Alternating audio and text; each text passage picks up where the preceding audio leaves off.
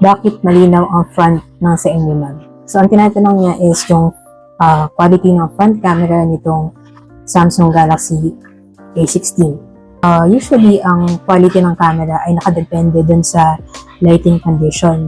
So, if you're going to shoot a photo na nasa daylight ka and maganda yung lighting condition, then most probably maganda rin yung result na makukuha mo. Or if nasa indoor ka naman, pwede kang gumamit ng mga indoor lights.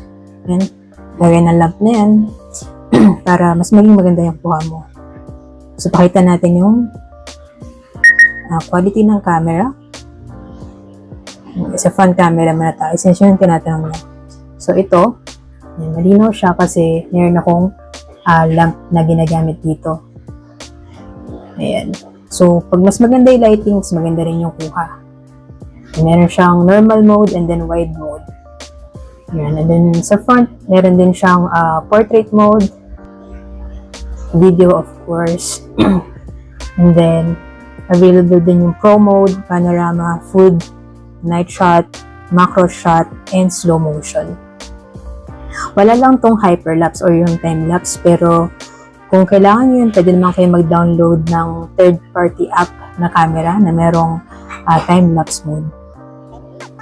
And so, sa ano naman niya, sa back camera, available yung 0.5 or ultra-wide camera, and then 1x and 2x. So, kahit nakafocus na siya, kita pa rin yung mga finer details.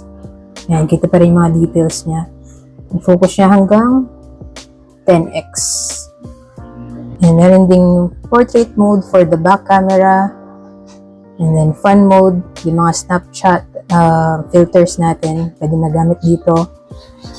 And then video, hanggang, ang quality ng video is hanggang Full HD 30 FPS.